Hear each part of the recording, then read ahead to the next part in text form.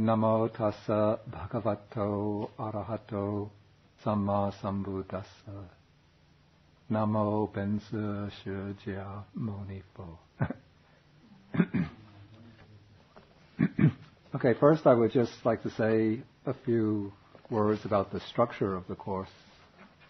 The Course, as you know, will be focusing upon the Majjhima Nikaya, which is the middle-length discourses of the Buddha, though occasionally we will take some suttas from some of the other sources which help to shed light on the topic that we'll be dealing with.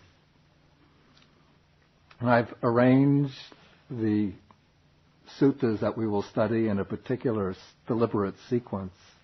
If you're familiar with the Majjhima Nikaya, then you know that the suttas there are arranged without any clear, intelligible sequence, but almost they're arranged just by way of certain chance words that occur in the suttas themselves. But I've tried to structure the Course to follow what is called the gradual exposition of the Dhamma, which the Buddha often followed when he gave discourses. But I begin with a series of suttas which will help to illuminate the nature of the Buddha's own experience, which is called Sammasambodhi, supreme enlightenment or supreme awakening. Now I have here 6 suttas. In the Majjhima Nikaya, we will begin with the Arya Pariyesana Sutta number 26.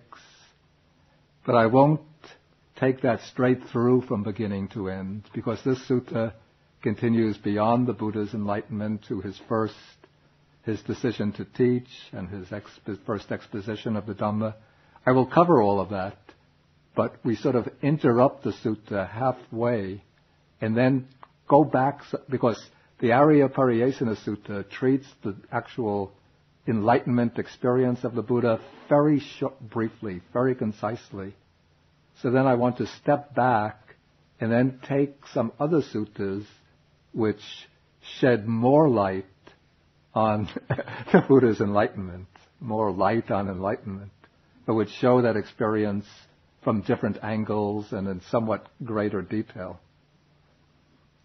So then we take, while we're still in the midst of Majjhima number 26, we take the sutta called Bhayabhairava Sutta. But in that sutta, it's only a few pages. You could read the whole thing. But I'm going to focus on sections or paragraphs 21 to 33. The other sections you read, but I don't have to discuss. I think that they're quite evident. Then we'll take Sutta number 36, the Mahasatthika Sutta. Again, it's not going to hurt you to read the whole thing. It's just a few more pages than I'll actually discuss. But what we'll focus on are paragraphs 12 to 44. And then from Majjhima Nikaya number 12, the Mahasihanada Sutta. This I won't discuss, but it has a section, quite a long section, which describes in detail the various ascetic practices that the Buddha undertook during his quest for enlightenment. So to get a fuller, more detailed look at the Buddha's period of striving, of his struggle for enlightenment, you should read paragraphs number 44 to 61. Then the next 2 suttas in this section, one will come from the Samyutta Nikaya. This I will have to make photocopies and hand out.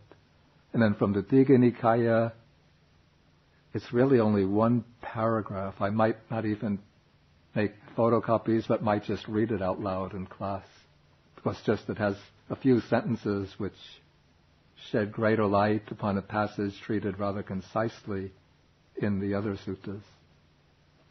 Then, in the sequence of the Course, we'll come to a number of suttas which deal with how to approach the Dhamma.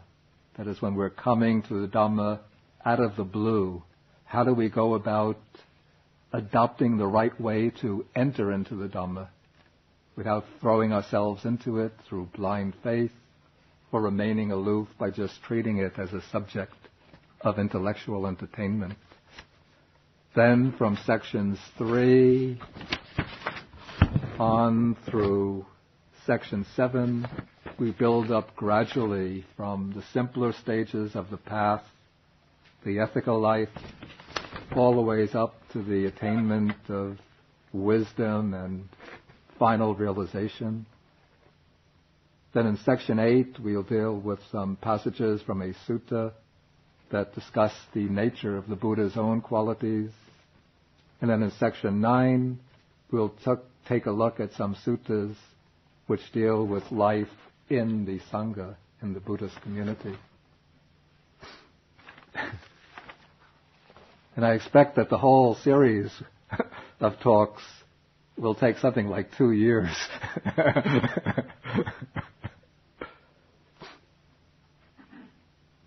So we have to be patient and go gradually deeper and deeper. Okay, now I first would like to explain something about the organization of the Buddhist canon itself. And I should mention that I don't want these talks to be considered very formal lectures, like I'm a person of authority sitting up here giving the ultimate pronouncements about the nature of Buddhism or the Buddha's teaching, like the Pope making pronouncements. But more I will give a little talk. We will examine the suttas together. When there are questions that come up, please always feel free to ask. Even in the midst of my talk, if something is unclear, just feel welcome to put up your hand if you need clarification. Okay, to see where the Majjhima Nikaya fits into the structure of the Buddha's discourses. Can the people in the back hear me? Okay. Within the Pali Canon is the collection of texts of Theravada Buddhism, Southern School of Buddhism. We have all the texts, canonical texts, collected into what is called the Tipitaka, which means literally 3 baskets or 3 compilations. One is the Vinaya Pitaka, the compilation concerned with discipline. And this is the collection which contains the rules and regulations for the Buddhist monastic order. Okay, please come. Then we have the Sutta Pitaka, which is the collection of the Buddha's discourses, as well as discourses by some of his more prominent disciples, also records of the Buddha's conversations, discussions with people from the different strata of Indian society in his day. And then we have, I'm going to leave a blank space there, a third collection of philosophical treatises called the Abhidhamma Pitaka. The Abhidhamma Pitaka contains 7 treatises which treat the Buddha's teachings in a very detailed, systematic, and technical form. It's quite evident that the Abhidhamma Pitaka is a compilation which originated perhaps several hundred years after the passing of the Buddha, but it came to be included within the Buddhist canonical texts by perhaps by 300 years after his passing. Okay, the section of the Buddha scriptures of greatest interest to modern readers is the Sutta Pitaka. And this compilation is organized into 5 divisions called Nikayas. The word Nikaya we could translate collection. Okay, the Digha Nikaya means literally the collection of long discourses. The Majjhima Nikaya, collection of middle-sized or middle-length discourses. Then the Samyutta Nikaya, the word Samyutta means connected or grouped together. And this is a collection of short discourses in which the chapters collect together many, many short discourses dealing with a common topic. For example, many of the short discourses dealing with the teaching of dependent origination come together in one chapter. Many short discourses dealing with the 5 aggregates, with the 6 sense bases, with the elements, with the factors of the Noble Eightfold Path. So this is a very systematic and orderly collection. The 4th collection is seems to be a very unsystematic and disorderly collection, almost a chaotic collection, because here the governing principle is to take the short discourses that don't fit into the Samyutta Nikaya and arrange them. You see, when the Buddha spoke, to make it easy for his listeners to remember his sermons, he would often structure his sermon around a numerical theme. So sometimes he would say, there is one thing that you should remember, one thing you should develop. So then other times he would say, there are 2 things to practice, 2 things to abandon, 2 things lead to well-being and happiness. Then there are suttas dealing with 3 things, 4 things. So the Anguttara Nikaya collects all of the suttas that are organized around a numerical scheme, and it arranges them into 11 sections, the book of ones, the book of twos, the book of threes, up to the book of 11s. Then the 5th collection is, sometimes it's called the minor collection, but it's actually a very, very big collection of short works of a rather miscellaneous nature. It includes, for example, works like Dhammapada, a very famous work, the Dhammapada, Sutta Nipata,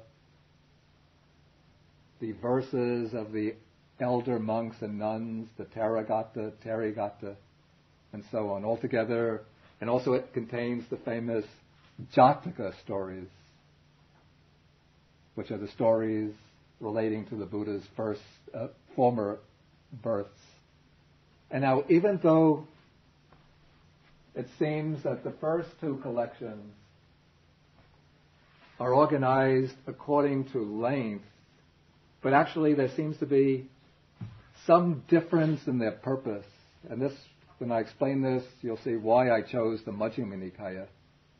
It seems to me, this is my observation, that the Digha Nikaya, the suttas, these suttas are aimed primarily at members of the non-Buddha section of Indian society at the time of the Buddha, maybe a century or so afterwards. And so they deal largely with topics that would have been of vital concern to people living in society at that time. The claims of the Brahmins to superiority. Suttas which try to demonstrate the superiority of the Buddha to the other religious teachers of the period. Suttas which show the Buddha as being a more powerful figure than the deities worshipped by the Indian people of that period. So these suttas are, with a few exceptions, are of less interest to us today. than those in the Majjhima Nikaya. It seems that the suttas of the Majjhima Nikaya were intended primarily for those who have already entered into the fold of the Dhamma and are concerned principally with the philosophical principles of the Buddha's teachings and the practical training that the Buddha has devised for his followers. Now, although these texts, this particular collection, belongs to the Theravada or Southern School of Buddhism, these texts have counterparts in the Northern School of Buddhism, where they are called agamas. Agama, the word agama means something like a transmission or a heritage. And so in the Northern Buddhist tradition, they use Sanskrit, so the word is a little bit different. And these collections have been translated into Chinese and are preserved in the Chinese Tripitaka. And there's a very close resemblance between the texts in the two collections. Not exact correspondence, but the resemblance is quite close, particularly in regard to the first three Nikayas and the first three Agamas. And this is fairly reliable evidence for the antiquity of these texts, which shows that they came down from a period before early Buddhism started to splinter into different schools. I want to speak a little bit about how the texts came to be collected. In today's lecture, I'm giving more background to the suttas rather than discussion of the suttas themselves. Perhaps, if we have time, we'll start on the first sutta of the Majjhima Nikaya. But I'll try to focus on the background now. Okay, it's important to understand that during the time of the Buddha and for 400 or so years afterwards, religious texts were not written down, but they were learned orally from a teacher. The student had the task of preserving the text in memory, and those who became learned, prominent teachers in their own right had the responsibility of transmitting the teachings that they had heard to their pupils. And so within the monastic order, there were groups of monks who had very highly trained memories, and they would specialize in learning the suttas and preserving them by memory. The Buddha's own personal attendant, the monk named Venerable Ananda, had a memory, a capacity for memory, which would probably put most tape recorders and even compact discs to shame. It said that he could remember some 84,000 discourses of the Buddha quite perfectly. Now, in the earliest period, the texts were not yet organized into the system of Pitakas, Nikayas, but there was a different scheme of organization, which called the 9 types of teaching. Then after the Buddha's parinirvana, after the Buddha's passing away at the age of 80, his disciples realized that it was very important in order for the Dhamma, the teaching, to last for a long time in the future. It was important to collect the texts and preserve them for future generations. The Buddha passed away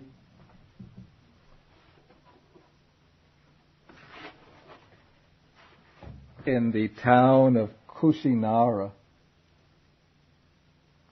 here, which was a small and insignificant town.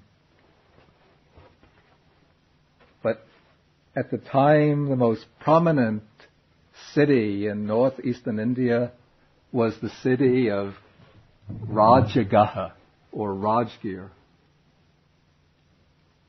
located here. And so after the Buddha passed away, 500 of his liberated disciples who were arahants, met in council in Rajgir to collect the teachings. And the account of this first council that's given in the late chapter of the Vinaya Pitaka itself. And in this very early phase of the teaching, the teachings were organized into only two collections. The Vinaya collection, the collection of rules and regulations for the monastic order, and the sutras, the Buddha's discourses. At this point, the Abhidharma Pitaka is not mentioned in the Pali Canon, in the Pali Canon's account of the first council. So that seems to be fairly solid evidence that the Abhidharma Pitaka arose later. At this first meeting, according to the account in the Pali Canon, the text had been organized into the 4 Nikayas, the way we have them today. But this is probably what we call an anachronism, something which has been projected back into the past. But the organization into the Nikayas would have come perhaps some generations later. But once the texts were organized into the form of the Nikayas, then special companies were created which were given the task of each company, the task of memorizing a particular Nikaya and selecting pupils and training the pupils to preserve these texts by memory so that they could in turn transmit them to their own pupils in time. These groups of reciters, these are called bhanakas. So we have, for example, Diga bhanakas. These would be monks who would specialize in memorizing the Diga Nikaya. There would be Majjhima bhanakas, those who would specialize in memorizing the Majjhima Nikaya, and so on.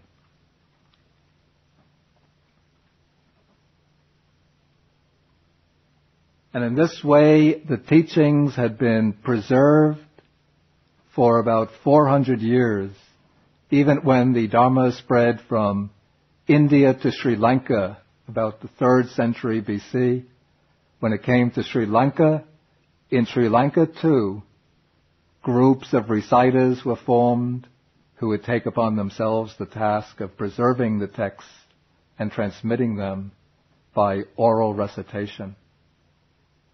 And this happened until in the 1st century BC, there was a terrible famine came to Sri Lanka. And many, many people died, and many, many monks died. And there was one text, it said, that was preserved by only one reciter. There was only one reciter who survived for that particular text.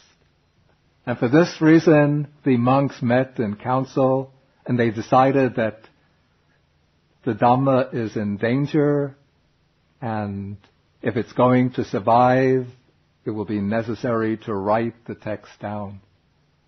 And so in the 1st century BC, a group, and also at that time there came to power a king who seemed to be somewhat hostile to the monks. And I think they felt that if they were threatened by the king, then the Dhamma could be endangered.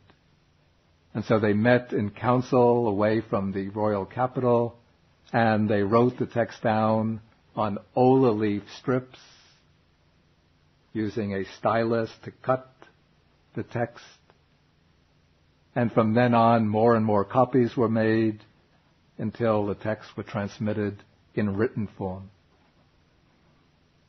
But even then, there would still be many, many monks who would practice in order to deepen their knowledge of the text, to preserve, to impress the text or the Dhamma upon their own mind. They would devote their time, a lot of their time, to memorizing the suttas anyway. So, for example, even today, this practice is kept very much alive.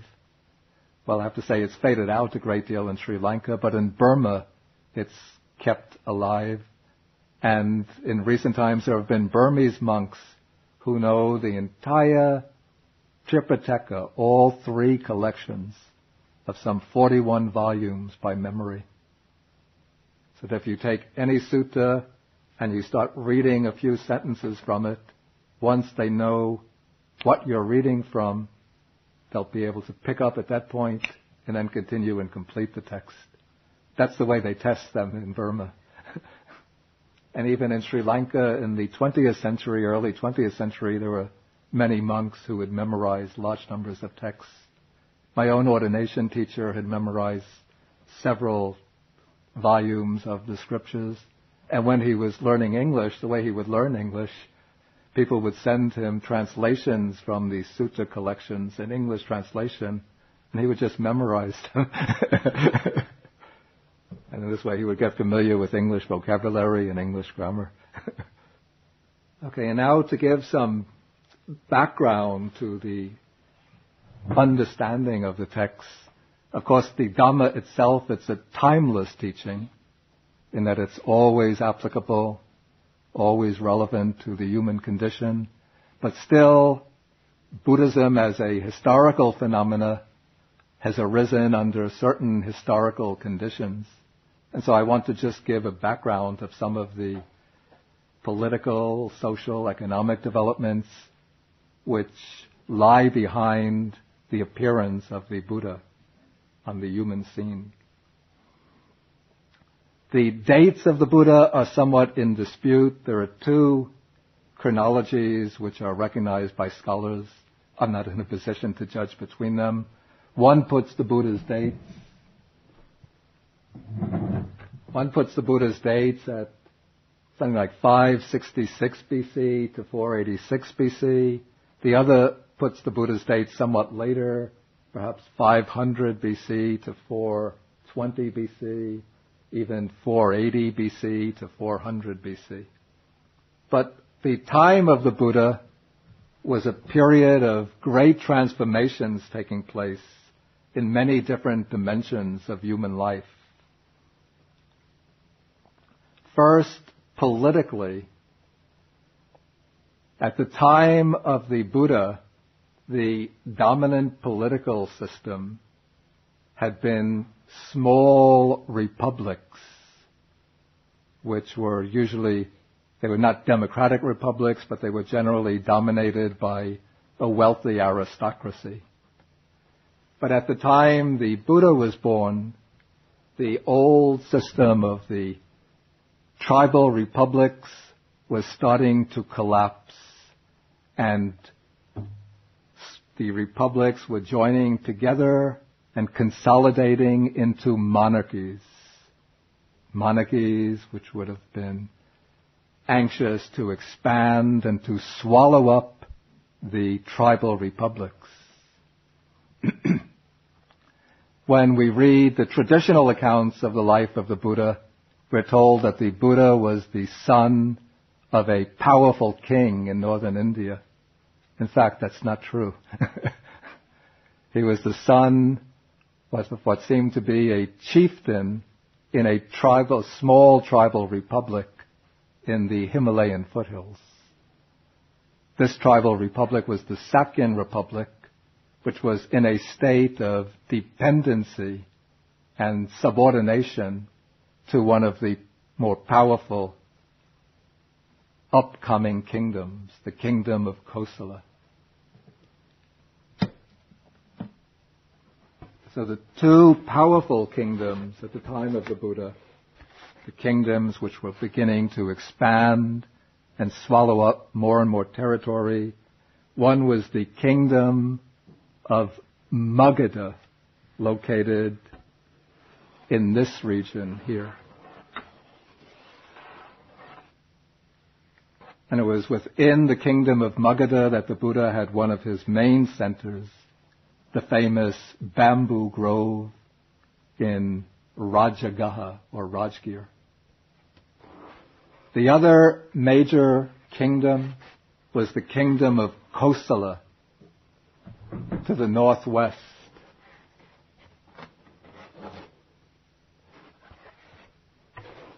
Kosala was here, and its capital was the city of Shravasti or Savatthi. And the Buddha's own home state, the Shakyan Republic, which had its capital at Kapilavastu, was in a state of, it was subordinate to the kingdom of Kosala, a tributary to the kingdom of Kosala. And because when kingdoms arise, it's quite natural that kings are never satisfied with any limits to their territory, but want to devour any other state which threatens them. So a rivalry had been erupting between the kingdom of Magadha and the kingdom of Kosala, which led during the Buddha's own lifetime to wars between these two kingdoms. Eventually, over the centuries after the Buddha's death, the kingdom of Kosala lost its power, and the kingdom of Magadha increased in power until it became the center of the first Indian Empire under the rule of King Ashoka, famous King Ashoka. Okay, in the period leading up to the appearance of the Buddha, the birth of the Buddha, there were also changes taking place in the economy. There was a tremendous expansion of the economy and a shift in the focus of the economy from cattle rearing to agriculture. This is very important.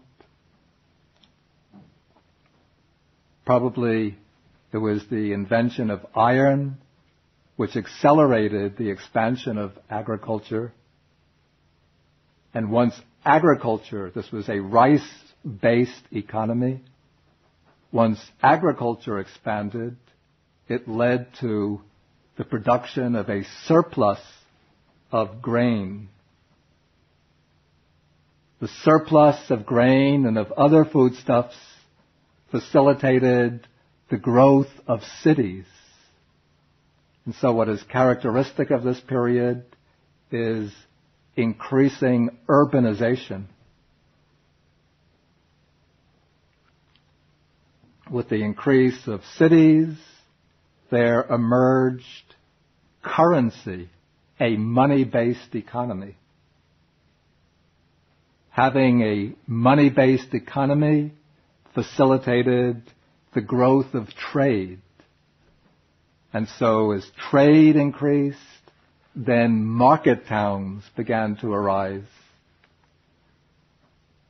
Between the major cities, market towns appeared, and then trade routes were created, connecting the major cities and running through the market towns. Or actually, the market towns would have arisen along the trade routes.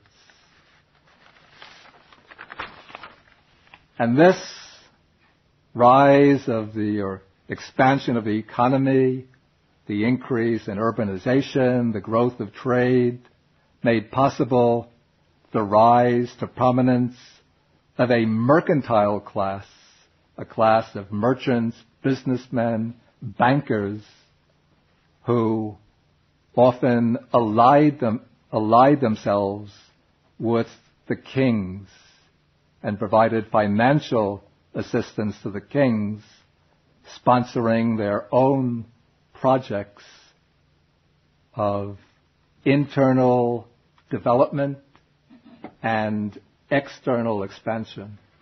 Particularly, they would have made possible the money from the mercantile class, would have made possible the growth of armies and the creation of more weapons. Now, in the earlier phase of Indian society, before these developments took place, under the dominance of the class religious specialists called the Brahmins, society had been structured, or those areas under the domination of the Brahmins, society had been structured into 4 basic social classes, 4 primary social classes. These are sometimes called castes, but in this early period, I think the word caste is not fully applicable. But we call them 4 basic social groups, social classes.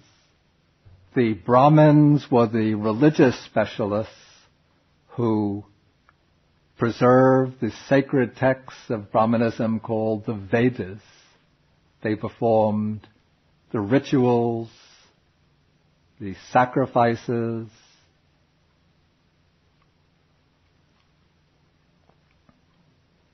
and they gave religious advice to the kings. They often served as advisors and ministers to the kings.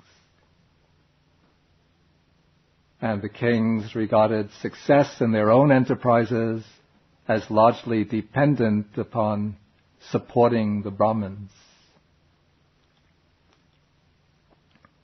The Kshatriyas were the warriors and the administrative class.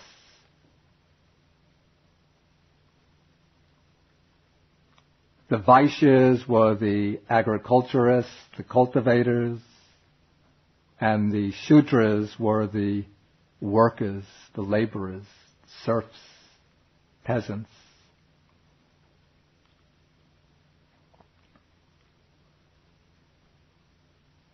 But in the time of the Buddha, or even shortly before the Buddha was born, this class system was beginning to lose its meaning. Of course, the Brahmins continued to perform their own religious functions and tried more and more aggressively to gain control of the whole system. The Kshatriyas maintained their own administrative and political functions, but people in the other classes, particularly the Vaishyas, who were originally cultivators, small businessmen, were now becoming more and more powerful in society. Because they were the ones who became the business people, the merchants, they accumulated the wealth, and so they came to have a stronger and stronger voice in political affairs. And now because the society, the economy, was able to turn out a surplus of foodstuffs, it was able to support a class of non-productive people who devoted themselves to the religious life. And within the religious community, there were 2 basic groups. One of the Brahmins, who I just mentioned, and the other, which was a new class, which became more and more prominent in the period just before the appearance of the Buddha, were called the Shramanas. In Sanskrit, Shramanas, or in Pali, Samanas. So we have these 2 religious groups. The Brahmins were the powerful, entrenched religious group from ancient times, who were dominating Indian society from perhaps as far back as 2000 BC. And their religion centered upon recognizing the text called the Vedas as the supreme religious authority, divinely revealed religious texts. The religion of the Vedas centered on the performance of rituals, particularly sacrifices, as essential for success in life. And the religious aim which lay behind the performance of these rituals and sacrifices was material prosperity in this world and a rebirth in a heavenly world. And within the Brahminic scheme, rituals governed all the major events in the life of human beings. From the time of birth, when a child is born, the Brahmins have to be called in to perform the rituals and given certain payment for the ritual of birth. At the time of marriage, or at the time when a young person becomes a young man, then he is given a rite of initiation into manhood, and it's the Brahmin who performs that rite. All the ways through life, marriage rituals, even especially where the person dies, it's the Brahmins who perform the funeral rituals. And kings and other rulers were regarded as dependent upon the services of the Brahmins to perform the rituals that would ensure the prosperity of their kingdoms and their success particularly in warfare. And the kings would have to pay the Brahmins very handsomely for these services.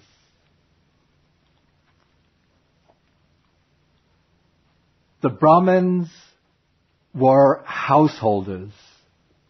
That is, they lived household lives, they married, they begat children,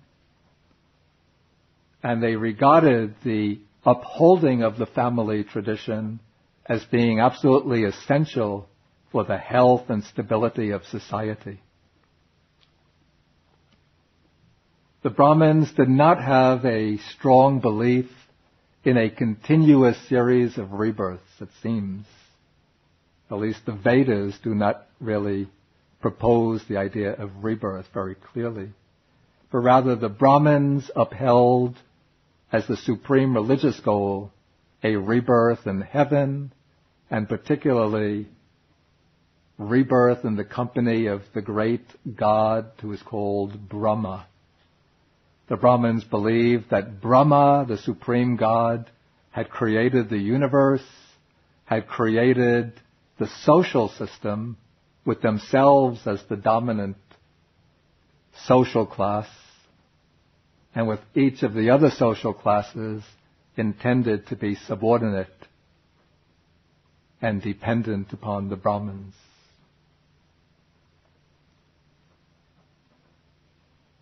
In contrast to the Brahmins, the other type of religious figure, the Shramanas, were ascetics or renunciants.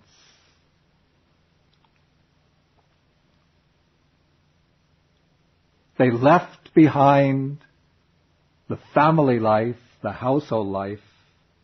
They entered upon a homeless life of renunciation, a life of continual wandering without any fixed abode, except usually during the rainy season, 3 or 4 months of the rainy season, when travel became difficult. They would have to settle in a fixed residence with some shelter, but as soon as the rain stopped, they would resume their wandering. And the purpose of the Shramanas in adopting this lifestyle was to seek liberation from the round of rebirths. The Shramana culture was rooted in a belief that all living beings exist in this cycle of continuous, uninterrupted birth and death, and that the supreme goal of a spiritual seeker is to break the fetters that keep us to this cycle of birth and death and to gain spiritual liberation. For most of the Shramana groups, liberation is to be achieved through undertaking ascetic practices, particularly self-mortification. It's the body with its desires that keeps the soul or spirit in bondage. And so to break the grip of desire and attachment, the spiritual seeker has to afflict himself with torments, with suffering, with bodily mortification, so that the soul or spirit, like a bird, is able to break out of its cage and fly freely to the state of liberation.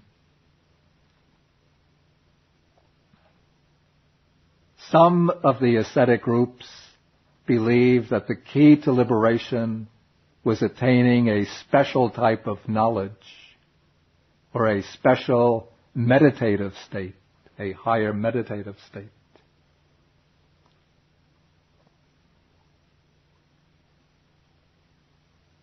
And the followers of the ascetic practices would meet in different lodges which were set up especially for the wandering ascetics, and they would often engage in philosophical debates in which they would dispute their ideas, and those teachers who were especially convincing, especially prominent, would defeat their opponents in debate and win over their rivals along with their following.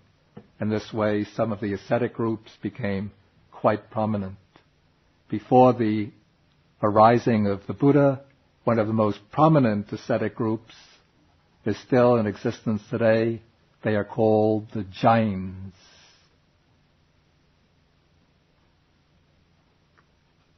And so we have still in India Jainism, the descendant from this very ancient spiritual community, predating even the Buddha himself. And what is very significant about the culture of this period is that the ascetics did not undertake any labor to earn money or to purchase their own food or grow their own food, but they existed or lived in dependence upon the lay communities. And it was a kind of common knowledge or common understanding amongst the people in India in this period that they had a spiritual obligation to support the wandering ascetics by providing them with their very simple requirements. Basically, the ascetics would wander silently with their alms bowls, and people would offer them food, sometimes medicines, cloth, and very occasionally some dwelling for the rainy season. And it was part of the worldview of this period that by offering sustenance, support to the wandering ascetics, lay people could acquire spiritual merit which would help them in their own progress through the round of rebirth. And it was against this background that the Buddha came into the world, and as we will see when we start on our sutta next time, that the Buddha became a member of the Shramana class of religious wanderers when he entered upon his own quest for enlightenment, and in time he became the greatest teacher in the Shramana community.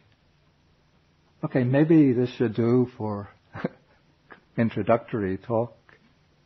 If there are any questions, any comments, please feel free to make them.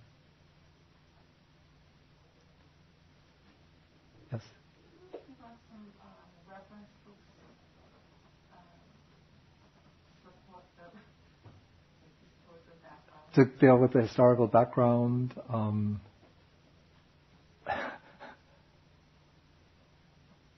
Okay, one book that I could recommend, it deals more with the relation of the Buddha's teaching to the Brahminic teaching.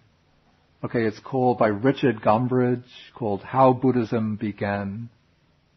Another book that I relied on for this information is by Uma Chakravarti. I write this. It's called The Social Dimensions of Early Buddhism. It's published by Multiple Banasidas. Then there's another book, it's by a German scholar, it's translated into English, by Wolfgang Schumann, called The Historical Buddha. Then another book is by Rupert Gaten, called The Foundations of Buddhism. Another book, Michael Caritas. It's simply called The Buddha. Yeah. There's 2 days about the birth of the Buddha. Yeah. You mentioned one person. The first one was by one person. Can you just give me the names? Who are on the first side?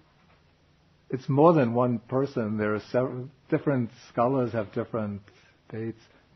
Most scholars used to accept the older date, 566 to 486. But I think Richard Gombrich he's a very prominent British scholar. He favors the more recent date. Gombrich. I think it was a German scholar who first accepted that particular dating. Was it Waldschmidt, I think? Ernst Waldschmidt. Also one finds, I think, also perhaps a source for these 2 dates. Possibly it's in Lamotte, Etienne Lamotte, History of Indian Buddhism. So I think maybe Lamotte just accepts the older date. Okay. Shraman is, yeah.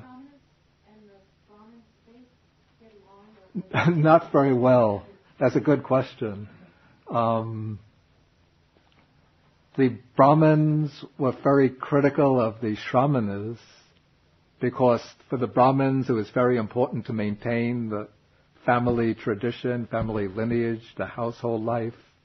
And so they would sometimes speak very abusively of the Shramanas, call them these bald-headed, they use the term shram, in Pali, samanika.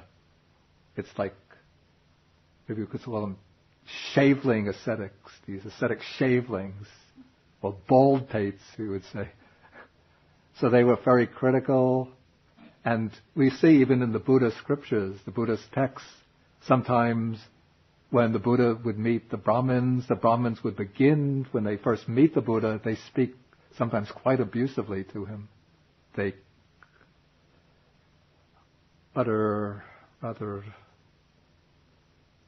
they use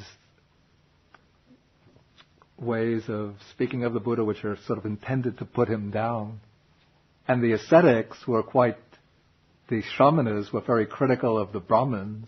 They depict the Brahmins as being luxurious, greedy, proud, arrogant, supercilious, very worldly, fond of milking the kings and wealthy merchants for their money by convincing them that they need to have rituals and sacrifices performed. And so the two groups were at loggerheads with each other. But there were some Brahmins who, when we see in the text, sometimes they would come to the Buddha with a rather aggressive and antagonistic attitude. And then they would speak abusively to the Buddha, and the Buddha would speak to them politely, engage them in discussion. And by the time the discussion is finished, then they become convinced of the value of the Buddha's teaching. And it's quite interesting to note that actually this Uma Chakravarti, who did the social dimension of Buddhism, she has some tables in the back of her book in which she tries to find the class identity of those disciples of the Buddha who are mentioned whose class identity is given within the Buddha's text. And she found that the greatest number of them are from the Brahmin caste. Even the Buddha's chief disciples, Sariputta and Mahamoggallana, were Brahmins. Mahakassapa was a Brahmin. Mahakachayana was a Brahmin. So the shamans would have predated the Buddha by how many years? Or what roughly is the time period of the conception of that? Exactly when the Shramanas began, it's not really known because the earliest texts that we have are probably the Buddhist texts, the Jain texts, but there seem to be some hints, even in the Vedic texts, that at that time, even at the time the Vedas were compiled, that there were a type of wandering ascetics who would resort to solitary places in the forest and engage in ascetic practices. And so this could be equated with the satyrs, is that right? These could have been like, we call them the progenitors.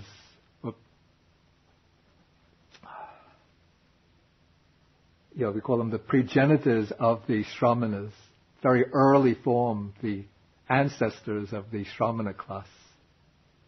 They could even go back, this is a theory which has been developed by some historians of India, that there was, the Brahmins came into India. They were not the original inhabitants of India, but there was an older civilization in India predating the arrival of the Aryans who came from the Central Asian plains through the Hindu Kush mountains into the Indus Valley and then spread out over northern India and subdued the original inhabitants who were people of the Dravidian race. And they were pushed down to the south and became the Dravidian people of South India. Now, there was a speculation that the original inhabitants of India had the belief in a soul which transmigrates from life to life, whereas the Brahmins in their earliest phase, as indicated in the Vedas, did not have the idea of a soul which transmigrates from life to life. And the old inhabitants of India might have also had yogic practices and ascetic practices aimed at liberation.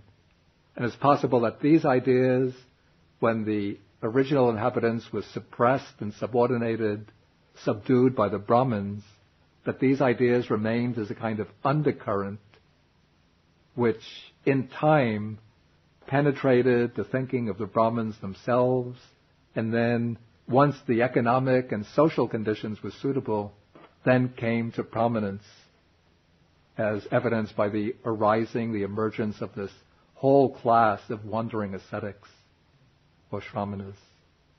And the Shramanas could have gained increasing adherents because of the economic and social upheavals taking place at this particular period in Indian history. Were the Vedas ever memorized? Oh, the Vedas were transmitted by memory for perhaps thousands of years. Even now there are many of the Brahmins, the religiously trained Brahmins in India, know the Vedas by memory.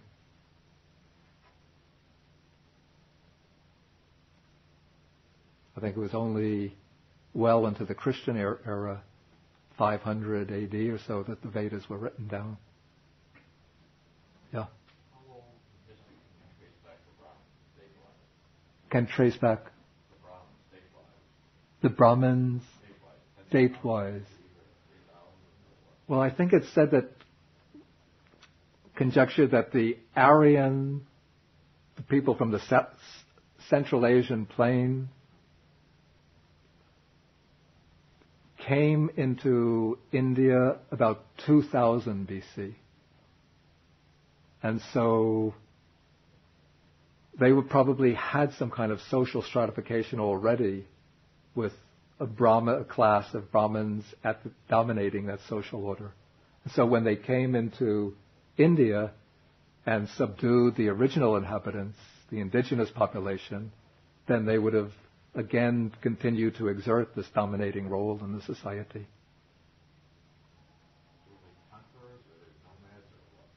They would have come as nomads, perhaps with weapons with which to have conquered the original inhabitants.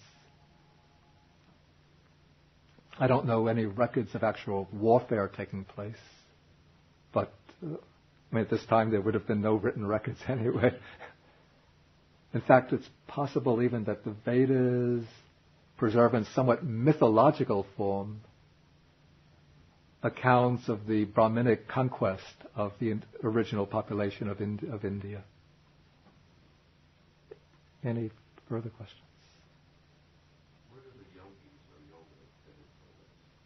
Where did the yogis? Yeah. The yoga, well, of course, the original sense of yoga is not the practice of these rigorous physical exercises, but was a practice of a meditative or contemplative way of life aimed at liberation. And so the yogis, what we call the yogis today, would have been within the Shramana community. So not all the Shramanas were engaged in these contemplative, meditative religious practices. Some just wandered, subsisting on alms. Others engaged primarily in this self-mortification. Others developed philosophical systems, which they would then debate with their peers. And even the word yoga itself, the Buddha uses very frequently, though not in the sense of these physical exercises, but in the sense of spiritual practice, spiritual exertion. I mean, that's a somewhat different story, but from perhaps beginning about the 1st century of the Christian era, 1st, 2nd century, or 2nd century, Buddhist monks started to go to China and then to translate Buddhist monks from India and from Central Asia. I think more from Central Asia would go to China, and once they attracted some support from either the king or from intellectuals of the period, then they started to translate Buddhist texts from Sanskrit or from Central Asian languages into Chinese. Would you say that's correct?